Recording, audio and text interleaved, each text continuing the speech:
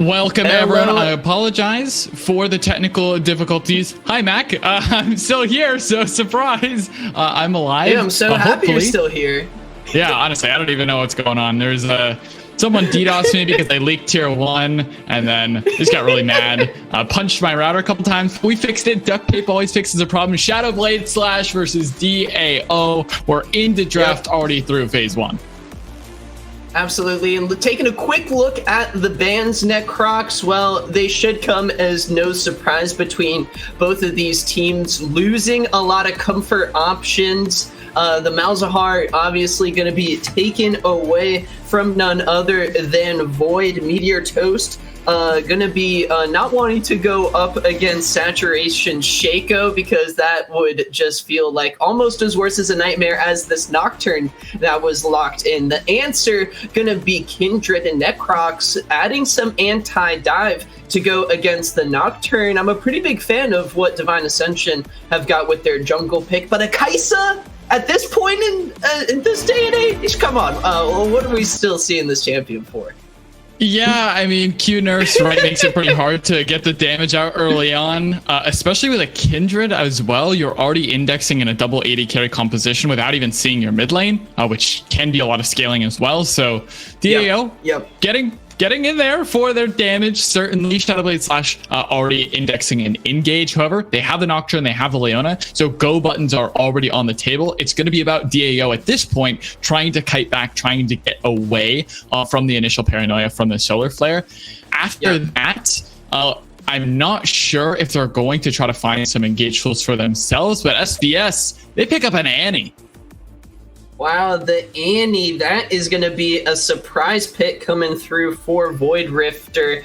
And I gotta think, Necrox, this is just coming from an area of comfort form without being able to lock in Malzahar. What do? I guess I gotta go for another mage. That's definitely his preference for playstyle, so no surprises here. I'm actually kind of excited to see how this Annie pick is gonna be looking, especially with, I believe, the recent mage item buffs should be in a bit better of a position. We'll have to see also for the support pick, Necrox. Metapod's Manatee 07 on Leona, almost around the territory of Dory K's Leona.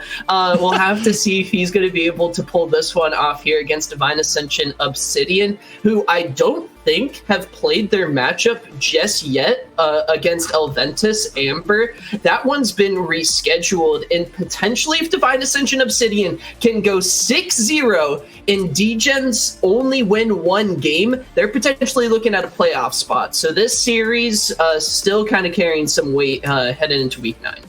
Yeah, it's a road. There's a path, but it's one of those roads that you see like on the side of the main highway. It's like gravel and bunch of potholes everywhere. Yeah, technically there's an angle, but it's really rough and you don't want to travel down that road. But of course, there's still an angle into playoffs for them. However, in phase 2 of bans, Mordekaiser Kled going to be taken away from Shadowblade Slash. Really want to start pinching that pool up in the top lane for Bird King. And if you can make him onto an uncomfortable pick, the engage may not be so good, but SBS are not relenting. They want to keep away the anti-engage. Galio and Nico notoriously good at stopping the threat from coming through. And the re-engage angle from DAO is actually pretty good. The Kindred, the set, pretty good at finding angles after cooldowns have been burned. Karma could fit that note as well. Doesn't exactly do well with Kai'Sa, but yeah, still very good. That Mantra E can provide a lot of safety.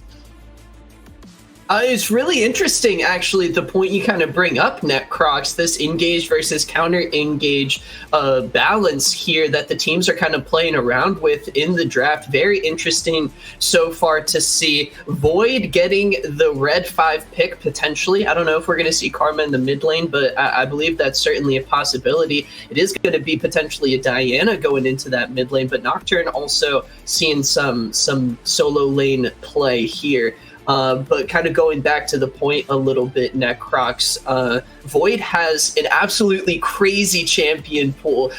He could pull out really just about any mid lane pick. He likes his mages with Cassiopeia and Nico, funny enough, one of the champions that were banned away. And then some of his carry options, he's been known to pull out Silas, Tristana, Corki, and even some mages as well, outside of the Cassiopeia and Nico. With this red 5, I think Shadowblade Slash, it's going to be hard for them to kind of figure out what it's going to be, but they've got a lot of flex Necrox to kind of answer whatever's locked in. I'm thinking we're just getting Lucian AD carry Leona support. That seems pretty simple. Annie mid, Nocturne top, Diana jungle. All seems to be where they would probably be headed. The biggest question mark to me, honestly, is the Lucian AD carry doesn't bully out a Kai'Sa. The short range on Kai'Sa is one of her main weaknesses. You can get in there with a Leona, really start packing up that damage. Lucian can proc the Leona passive really, really well with a double tap. Garen, though, last pick for DAO. Yeah, not a great champion, if I'm going to be honest. But Stridebreaker doesn't even work anymore. Like, it's just an AoE slow. It's no longer a 300 unit dash, so he doesn't have a gap closer now built in. He's just going to have to run at you. But why are you running into an Annie, a Leona? That doesn't really work, especially with a composition that DAO had built. I don't love this pick, but I mean, easy to execute. It would be the benefit. Just like the namesake Necrox, you may be asking, what are you doing to what are you doing? Prefers his Darius, prefers his Garen, and it can catch some people off guard. Sorry, I saw the Garen God chat post. It may catch some people off guard, especially against Shadowblade Slash Necrox, which frankly I'm kind of anticipating to be a more kind of Fiesta style game. A lot of kills. I'm expecting a bloody game here on for this show match series, really. So we'll have to see if the execute starts playing a bit of a factor. We'll have to see how clean really Shadowblade Slash is going to be with this very heavy engage composition. You do have Cornbread picking once again a different ADC for him. He's been all over the place this season, but notably I think the Lucian up there and probably around his top 5 champion Ocean. So I'll be interested to see. You mentioned the kind of difficulties with the Kai'Sa matchup. Divine Ascension, Obsidian, I'm not sure what substitutes are going to be possibly hitting the lineup here coming into the final week, but I know Shadowblade Slash, they're coming in motivated to prove how good this team was this season for their final show match. Yeah, and with that motivation, they're going to have to sort of focus that into being really specific and choosy about what they want to fight over. You're absolutely right. Yeah. Their composition is full on engage. They just want to dive. But there are massive cooldowns for DAO that you need to worry about if you are going to go all in. Kindred ulti, Lamb's Respite, is the crucifix of, hey, you can't fight us right now. When that ultimate is up, anyone who they try to one-shot, whether it is the Kai'Sa, whether it is the Kindred, or even the Karma, anyone that you try to one-shot is never going to die as long as you're ready with the respite. You have to play around that cooldown. If you blow all your damage, if you blow your Moonfall, if you're blowing your Tibbers while that one's still up, it's going to be really rough. And then comes the re-engage from DAO. You take whoever engage, whether it's Leona or Nocturne, you dunk them right back down, and then you get the clap together. That then stuns up for Kai'Sa, who can come on over the top with Killer Instinct, Karma as well, to follow up, speed up the Garen, and assist the team in getting there in time. That's how late game plays out, in my opinion. Shadowblade Slash really need to be careful. Early game, though, not sure Kindred is going to have too much access to the marks this game. I think lane priority is going to be a big problem for DAO. If this Karma is going mid lane, like we would assume, which is a possibility, I guess you could put the set support. We'll see as we get into client, but I don't know if they have enough priority for this Kindred to have enough gold going into the late game. This is going to be a very exciting jungle matchup, I think. Meteor Toes going up against Saturation. Some of the junglers who I think have a more kind of unique champion pool. Saturation bringing out a lot of the Warwick, Meteor Toast. It was kind of unlike our jungle meta here in mid league to see a little bit of Viego in the jungle, but he made it work and had some pop-off performances. So I'm excited to see what he can do on the notable mid-league Diana.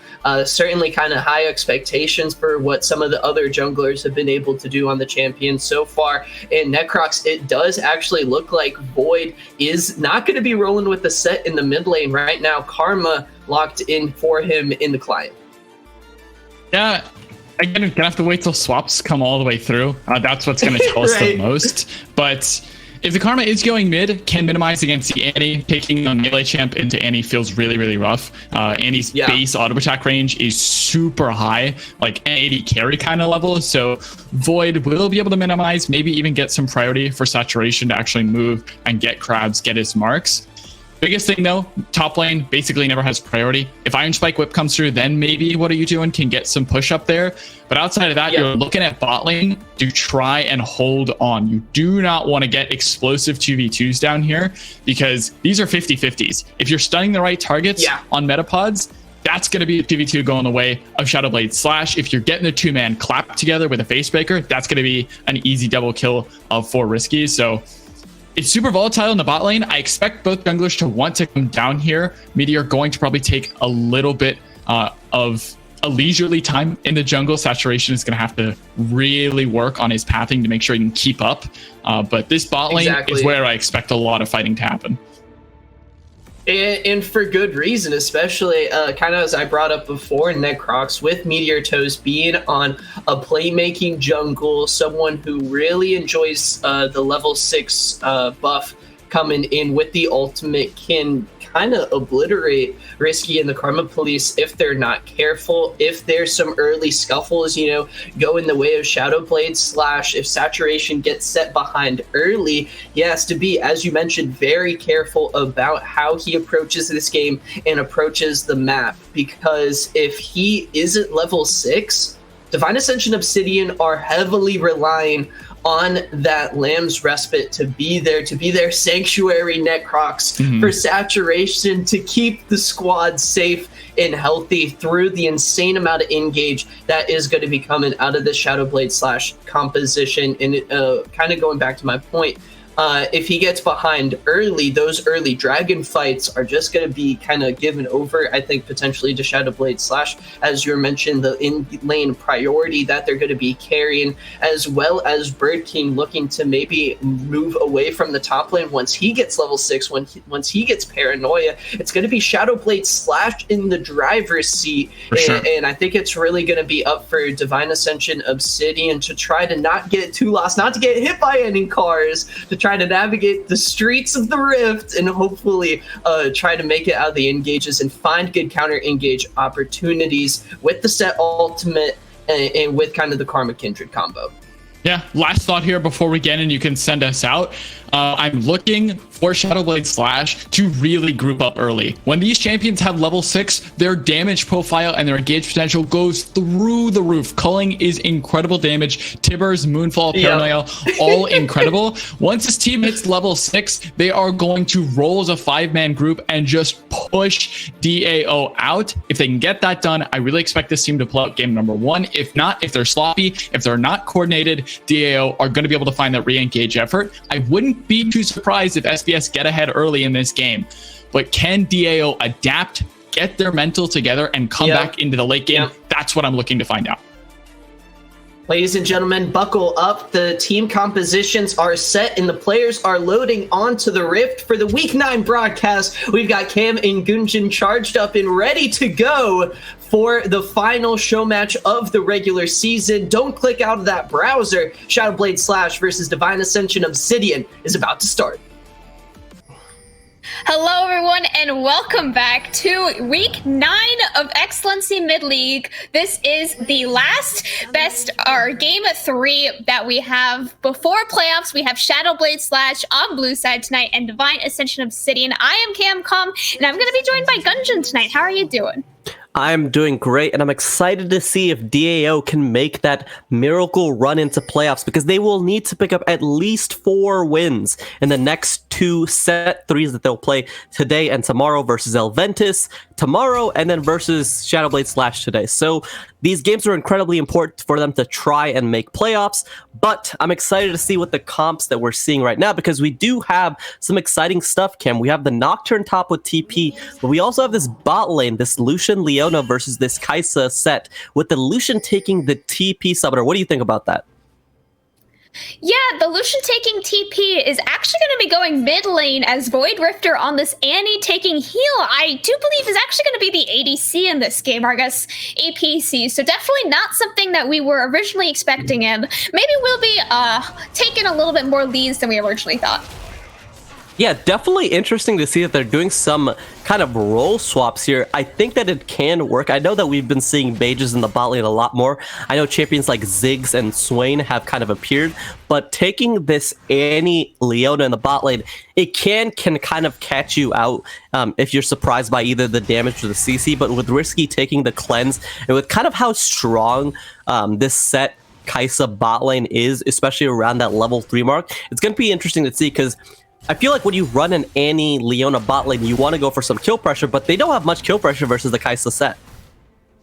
No, Leona level 1 is just not going to have any kill pressure like you're saying into, especially a Kai'Sa set where they need to be going in levels 2 and 3, but levels 2 and 3 are really Set's bread and butter as well as Leona, so you're just trying to get that outplay potential where with a Annie, especially an Annie player who does not typically play in the bot lane, then that could definitely be a lot harder for them.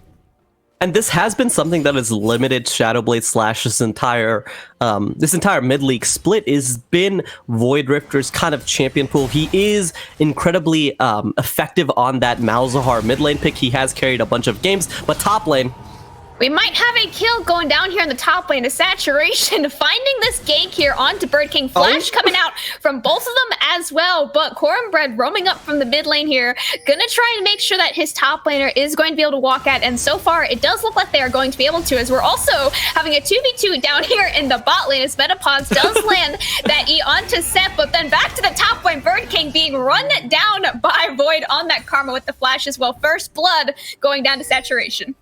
and good overall play from the side of DAO. They kind of just immediately initiate the game. Void was able to kind of walk up and help out the 3v2, and they ended up catching Bird King a little bit too far pushed up, and Saturation punishes. Good punish by the side of DAO, and this is what you like to see. They're kind of attacking that top lane Nocturne, because Nocturne right now is especially strong. The Stride Breaker changes have limited that item kind of differently in terms of who wants to pick up that item. Before, it was a lot more about bruisers kind of adding some more engage range into their kits. Now it's about characters that already have that engage ability, kind of superseding that engage, but we have some fighting around mid lane. It shouldn't be too much, but oh my god, this bot lane fight. Oh no, it is just constant fighting at this point. During your speech there, Cornbread burned his own flash, and meanwhile in the bot lane, Metapods almost burned his flash as well, as he found at least 2 more Q engages, but unfortunately didn't have the Annie stun available to continue the all-in, so was not a double scuttle. Saturation actually was not able to pick up the scuttle with this mark, as this mark was on the bottom scuttle and he picked up the top scuttle. So unfortunately he did lose that first 50-50, but there will definitely be a lot more for him, as Metapods looks like he's caught out, but he's playing Leona. He is so hard to catch out that champion. And this is the struggle when you're playing an AP carry like Annie in the bot lane. She's not actually able to really crash the wave. This is what's happening, where Void Rifter and Metapods are trying to crash the wave, but with the strength of Set and Kai'Sa, they kind of need a little bit more help to try and fully crash the wave under tower. They are going to get Meteor Toast walking in, and so now this wave will be reset and will back be in standard position, but Cornbread's taking a lot of damage mid lane. Ooh, that was super close. One more auto would have found that solo kill in the mid lane. I don't know who's expecting Void to solo kill Cornbread on Karma. I don't think anyone was expecting that one there, and now Saturation could be finding another gank here on the top lane. Hopefully will not have to play a mini game of Ring Around the Rosie, as Bird King does not have a splash or his ultimate available quite yet. Still is only level 5 on this Nocturne, but still is so fast and able to walk that one out with his boots. And there just was no damage follow-up there from the side of Saturation, so Bird King does end up getting out, just having to burn a little bit of his health, lose a little bit of lane state, but he should be fine as the waves are finally kind of crashing all around the map. It looks like Void Rifter and Metapods can try and freeze, but it looks like the minion wave should be just a little bit too big, but I think they're going to be able to freeze here. I think the wave is just going to be able to kind of sit, and so advantage to the side of SBS as they get their bot lane into a freeze. Diana has been farming incredibly well, while Saturation was looking for the early game ganks.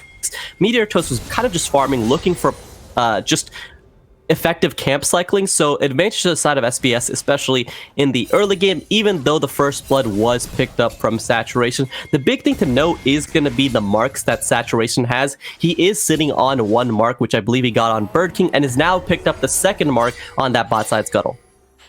Yeah, Saturation, definitely more of that early and late game jungler on Kindred, whereas Meteor Toast is the opposite. You're trying to play for that mid game of those level 6 to level 11 skirmishes, and now he's still sitting level 5 and he doesn't have any vision on this dragon. He's gonna use that Q, and with that little bit of a miss on the smite from Saturation, could have gone for that steal, but there's no way to know that for Meteor Toast.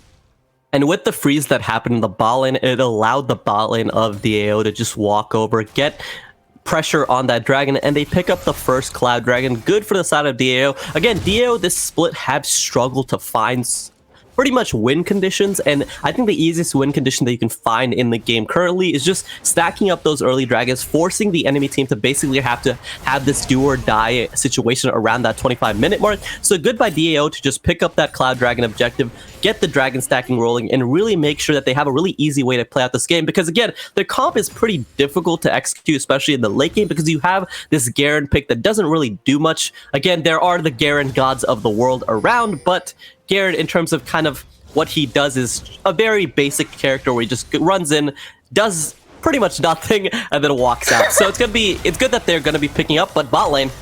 Bot lane, Void Rifter being flashed on by Karma Place and then immediately is able to luckily flash out. As again, still no one here is level 6 except for Saturation, as he is the jungler in this 3v2. But just a few flashes being burned, definitely more worth for Karma Police, as he does have that Hex Flash available. Now Bird King using that Paranoia, trying to potentially find this 1v1 onto What Are You Doing, as Meteor Toast has the follow-up available. Both of them do have that flash, but nobody really wants to commit to a tower dive on a Garen.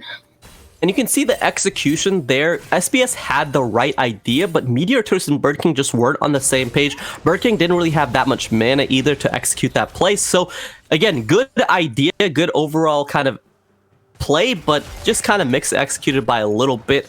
There is going to be just some more fighting in the bot lane, but nothing much happening. As it feels like Saturation and Meteor Toast have kind of split map at this moment, but again, I'm not going to get baited by these fights, Cam. I'm not going to get baited by the mid fight either. We're just getting to a point where both junglers have kind of said, this side of the map is yours, top side is yours, Meteor Toast, bot side is mine, Saturation, and we're just going to kind of even it out. As you can see, kind of the vision advantage that DAO have in the bot side with triple pinks and those do vision wards that are kind of just establishing full control of the top in the bot side, while Meteor Toast is on that Rift Herald buff.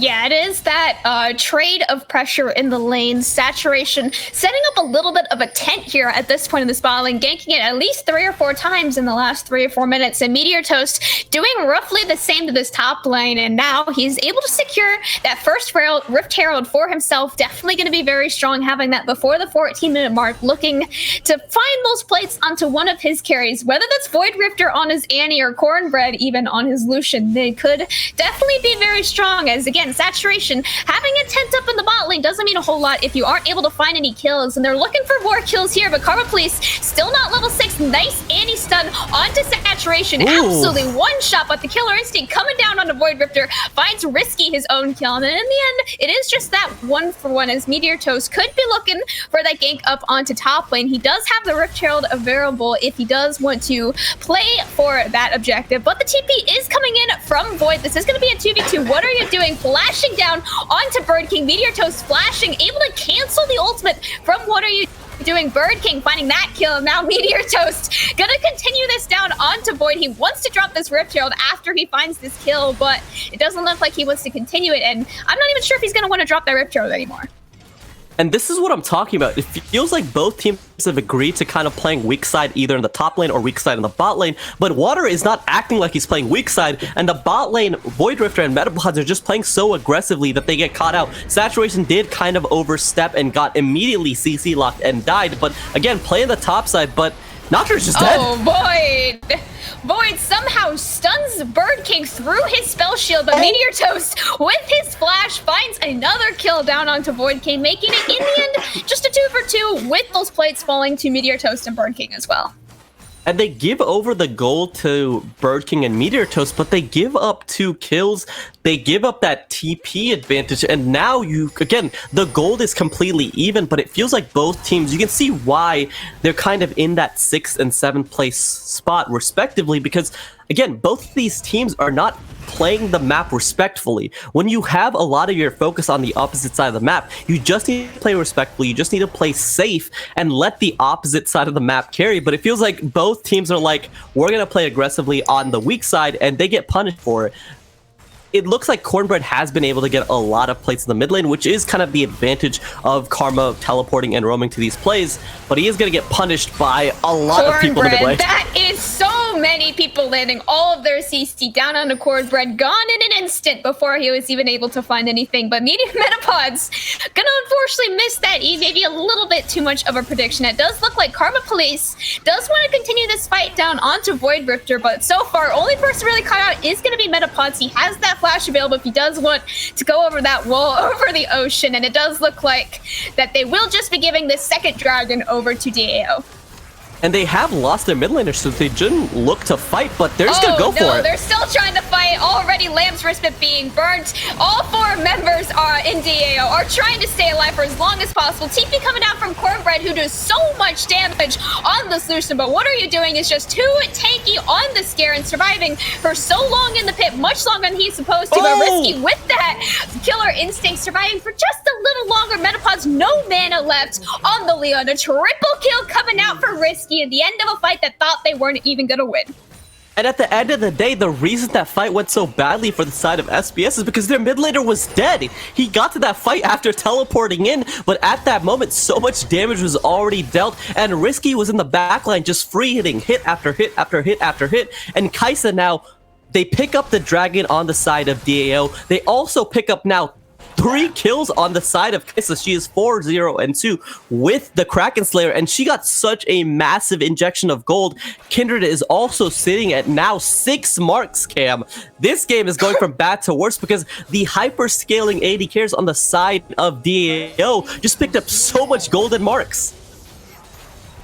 Yeah, these are the exact people that you want these kills being on, is this Kindred and this Kaisa. Both of them picking up at least 2 kills. Kaisa picking up 3 in that fight. Absolutely huge now. And now they're starting to hit those first few items as Void gonna be taking that calling to the face. And then Metapod's finding that nice CC chain. Cornbread picking up himself his 3rd kill of the game. Very nice, as he is that ADC player playing that ADC in the mid lane. So he does definitely still know how to pilot this Lucian. It's just unfortunate he does not have a support with in this game. And it's just lackluster vision around that mid lane from the side of DAO that Cornbread is able to punish in the mid lane, getting some gold onto that Lucian AD carry because he's going to be that source of consistent damage as we see top lane. Bird King's going for it. He's really going for it, but unfortunately does not have the damage to kill Bird King. Meanwhile, in the bot lane, Risky playing ADC. Does not matter how fed you are. You go down to an Annie, but he is able to find the kill back onto himself. Meanwhile, top lane Saturation wants to find himself a 1v2 as he knows Bird King has no flash, has no ultimate even for just a few more seconds, and Saturation is just going to be able to nicely shove in that wave as What Are You Doing was killed while we were watching bot lane.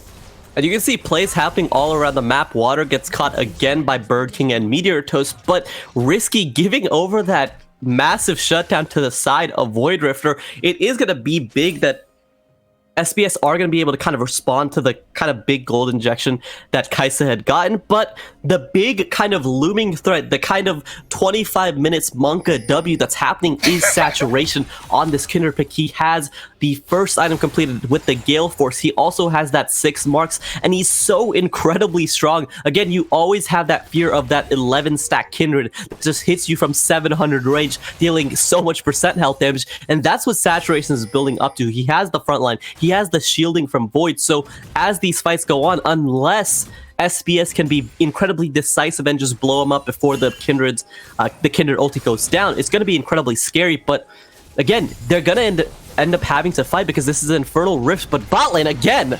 bot lane Void. He wanted to walk up to the wave there, and he was not allowed to walk up to the wave as both bot laners dropping their ultimates and just absolutely one-shotting him. Anyone that even wants to play around this bot lane is not allowed to walk up to the wave, but meanwhile, on the other side, DAO are trading that kill for the second Rift Herald of the game, their first Rift Herald. This is one of those situations where you're like, guys, Merc Treads? Because they are just CC locking him. You can see what the point of this bot lane is at this point, where Void Rifter and Metapod just walk around the map, CC locking every single member that doesn't either have cleanse or some sort of CC disruption, and they are just absolutely demolishing. But again, for the side of DAO, when you're facing a CC lock bot lane like this, you have to play incredibly respectfully. When saturation is on the opposite side of the map, Void should not be walking up to the wave like that because he knows that he can be punished. As we see fighting in the top lane, and now Bird King has picked up this Stride Breaker on this Nocturne. This champion has gotten a lot of kind of indirect buffs with this Stride Breaker change, because now with his ultimate and his E-tether, when he Stride Breakers on top of you, there's no way to break that fear tether. So he's so incredibly strong. But the big thing to note, Cam, Dragon's coming up in a minute, and the side of SBS will have to fight for this third dragon or be locked into that dragon timer at 24. Yeah, Infernal Dragon is coming up here in just under 10 seconds now, and DAO are trying to make this final push down mid lane with the Rift Tail, but Paranoia coming in with the TP as well, but Karma Police trying to find something in the backline of Saturation, already having to burn his ult risky, forced to flash away from Bird King, but what are you doing? Is able to keep his ADC alive as Karma Police flashes out, buying so much time for the rest of his team, and in the end it is just a 1-4-0, but Shadowblade Slash now has the control over the dragon as Void Rifter catches Karma Police out, not allowed to walk through the jungle there. And what are you doing? Wants to keep continuing this fight. They know that they're in a 4v4. They know that they're stronger. They want this third dragon for themselves as the Karma Chirelias is coming out. They're gonna find this pick on the Metapods, but Cornbread does so much damage on this Lucius. He's flashing forward, trying to find Saturation, able to get the double kill for himself, and that's gonna be the first dragon going over to Shadowblade Slash. And DAO are adopting their top laner's name, because what are they doing at the moment? They have no vision around this dragon pit, and they're just face checking an Annie and a Leona like they don't exist on the map. It felt like they kind of fell into this state where they're like, oh, they're in the bushes, guys. They do not exist. As they walk in, get us killed off one by one by one, they give over this Infernal Dragon to the side of SBS, and SBS are completely back in the game because now they have kind of delayed this dragon timer a little bit longer, and if you can kind of get a DAO into those side lane split map situations, they're a lot weaker because of their mid laner being that supportive style Karma pick. So again, advantage to the side of SBS because DAO just kind of completely lost the script. Dragon was coming up in again, you mentioned it, Dragon was coming up, but they had not established any sort of vision. So when the fight ended up happening, they were just walking into that objective completely blind. They were, and with that, they were walking in with Void on Karma, with my favorite item in the game being Shirelia's. So obviously, that is going to be a little bit rough for them, as they were coming in at a 4v4, which in theory should be an advantage for them. But now looking at the fight afterwards, definitely is not. And now Divine Ascension Obsidian is sitting around 2,000 gold down from Shadowblade Slash. Definitely not what they were hoping for, as they did get so many early kills onto both of their AD carries, being that Kindred and their Kaisa. Now they realize having these kills on these AD carries that can get absolutely one-shot by Cornbread and Meteor Toast, as now what are you doing once again is trying to face check this push and gonna give another kill over to Meteor Toast, which is one of those people that is one-shotting his AD carries. So definitely not who you want to be trying to give these kills over to. Is now Void Rifter wants to protect this mid lane tower and is gonna give one of his own shutdowns down to risky Saturation. Oh man. Oh man, living on 1 HP there.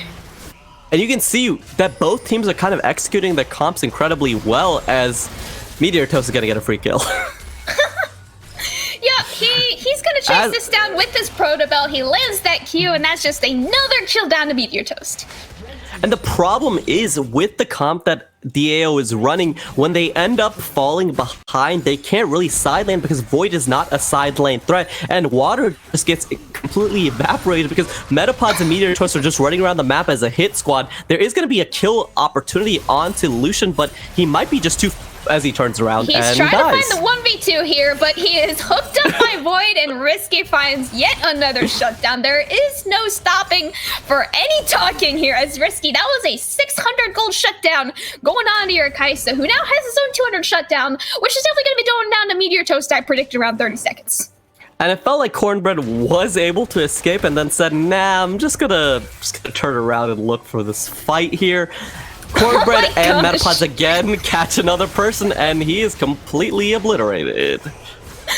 Oh no, Karma Police. Yeah, that is the support mentality right there. We saw it last night with Dory as well. You want to get these wards out, but you can't be face checking these bushes. You don't have that vision line. In fact, Shadowblade Slash is the one with such a strong vision line. You can see it all the way down from the top to the bottom in the enemy jungle. There is nowhere for DAO to walk without being caught out, and Karma Police is unfortunately the one, or the first one, to feel that pain of no vision in your jungle. And you can see DAO want to group up and be in this kind of Deathball style comp, but SBS is just not allowing that at all. They're splitting up the map. They're kind of running this guerrilla style with Meteor Toast and Metapods just running around assisting either one of the lanes, and they're picking up so many kills and kind of gold influxes into their members that now once you if at the end of the game there is some sort of deathball fight, they might just be too far ahead in gold where DAO might not be able to win that fight. But the big thing is going to be in 55 seconds, this Infernal Dragon is going to be spawning, but vision control is so favored for the side of SBS that there's just no chance of contest from the side of DAO.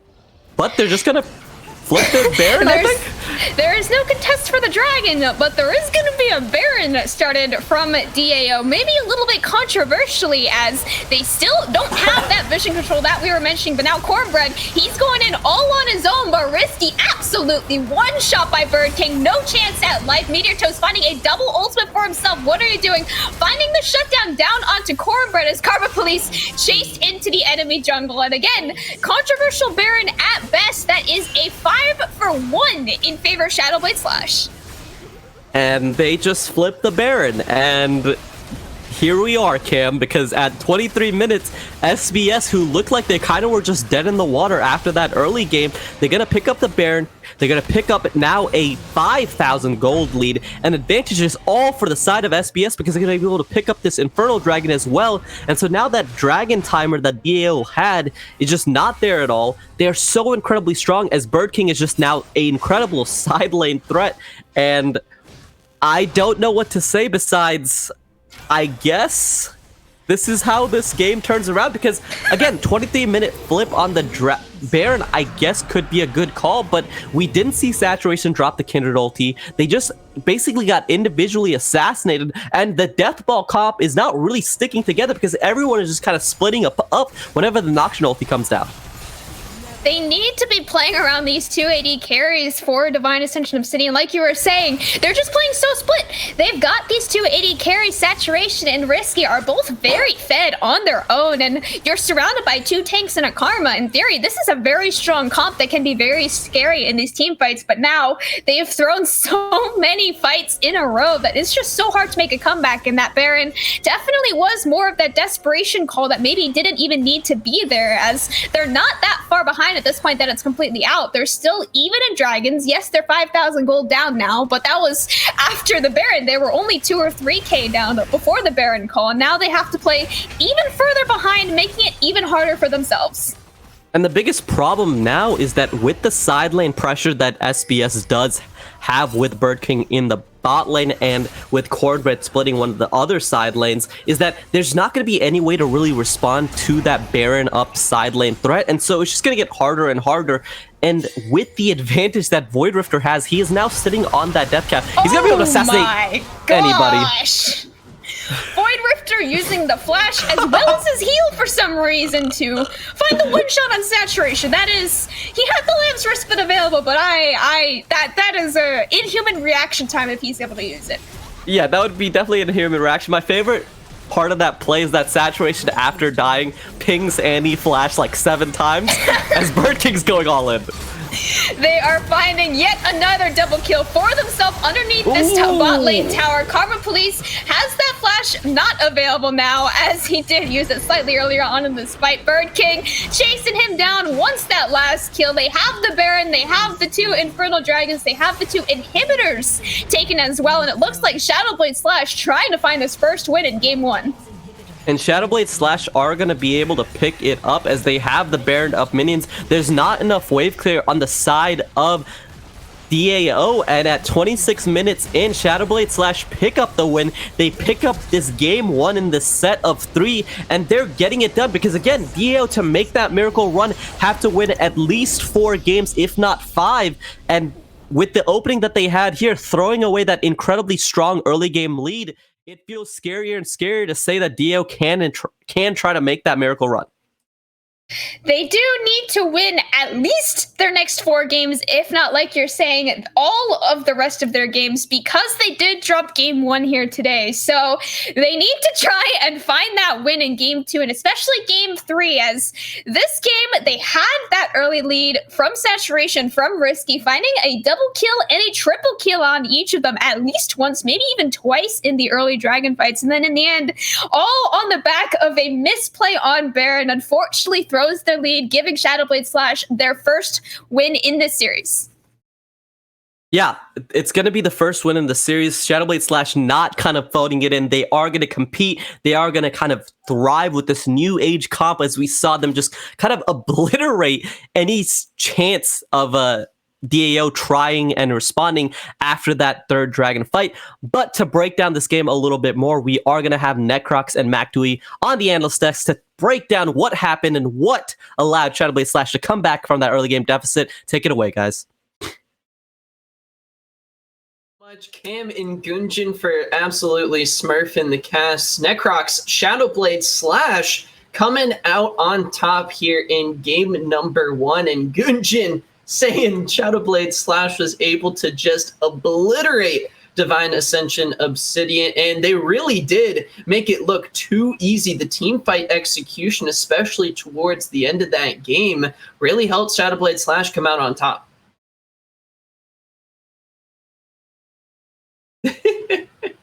Yep.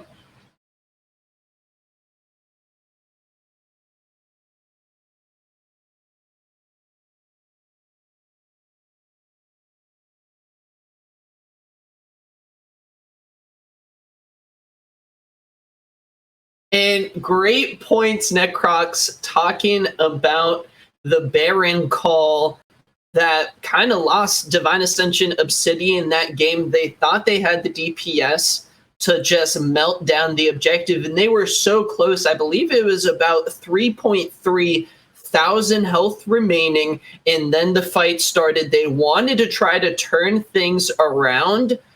Divine Ascension Obsidian, they went for the engage onto Cornbread's Lucian, and they tried to make it work, but it fell short. Risky just got absolutely obliterated. Shadowblade Slash, they made the call to try to take down the Kaisa immediately, and from there, the game and kind of the team fights fell in their favor dramatically after that point.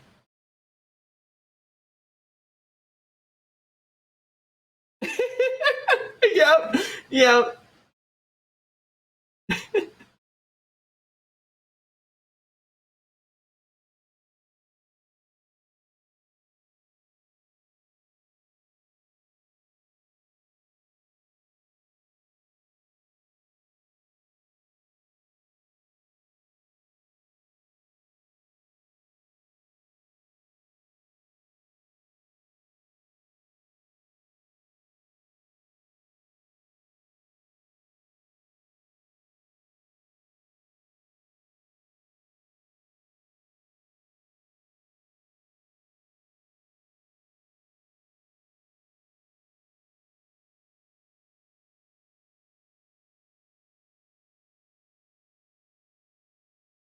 Hearing you on the stream side of things, but I think we are going to try to head into a break to figure this out here. The analyst desk is going to be back with me and Necrox back in full voice ready to go in just a little bit for Game 2 draft. Shadowblade Slash starting off the series hot.